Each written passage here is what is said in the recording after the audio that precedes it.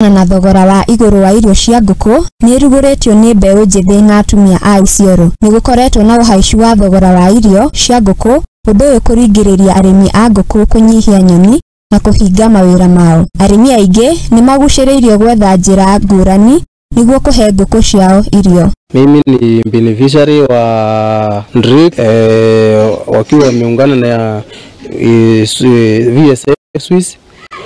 Huwa nashukuru sana wakati ambao walikuja katika nchi yetu ya Kenya. Walikuja kwa ni mzuri sana, watupee kuku na wakatupea mara ya kwanza jogo moja, tukakaa naye like 1 month, wakatuongezea kuku 5 na wale kuku wamekuja kukua baraka sana kwetu kwa sababu walitupea improved kienyeji.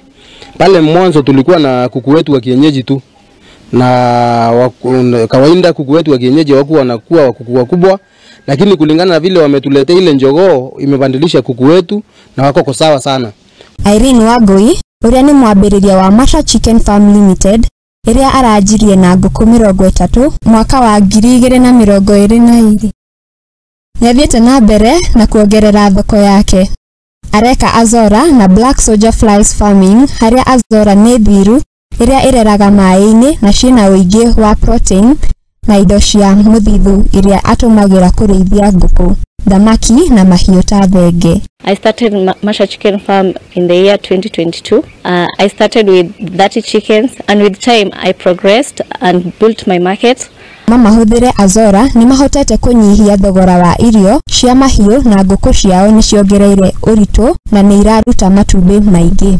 Irene ni amũkĩrĩte ũteithio kuma kwĩ Drake haria araheirwo incubator ya kuiga matumbĩ 300 na nguku 50 kuongerera biashara yake. So last year, mid last year, I was able to get the support from Drake, and they were able to give me an incubator, 300 capacity of eggs, and I was able also to hatch some of the eggs, and also they were able to give me around 50 chickens, which were hens and 10 pullets. Yes, as of now we have progressed. We are also doing Azola farming, and also we are also doing broilers. Azola farming, it's a water farm which is high in proteins and also in minerals. It is used to feed chicken and also other livestock, which include goats and also fish.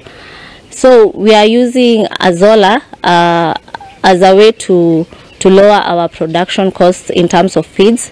So we use Azola and we mix them with the commercial feeds. Yes. And we have seen changes in our chicken as they have gained weight, and also they are producing eggs in high quantity. Uriithia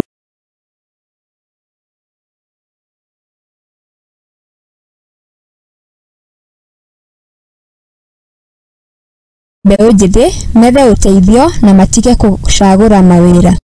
Andu aingĩ ni mataririo uria magunikite na uteithio wa Drake. Ningewahimiza wa apply for grants. Jupia grants husaidia sana in terms of money, obviously, na ku implement the ideas. So they come up with ideas and try to source funds through grants. And also wasichague kazi. As long as itakuletea pesa, you just stick to it. Na also unakuwa aggressive kwa biashara. Ajia kwa ureithi wa nguku ni kuambatĩirie mĩtũrĩre yao na kugitĩra irio ciao. Ni macoketie ngatho ni undu wa tabarĩra ĩyo ni undu ni cenjetie mĩtũrĩre ya aikari aingĩ. Kwa saa hii njogoo tunashukuru kwa sababu tunapata njogoo ya kilo 5. Mbeleni tulikuwa tumezoea kuku ya kilo 1.5 kilo 2.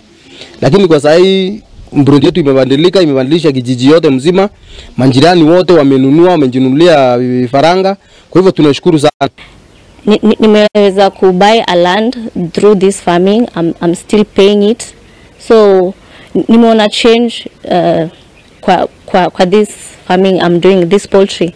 Imenisaidia sana kujiendeleza.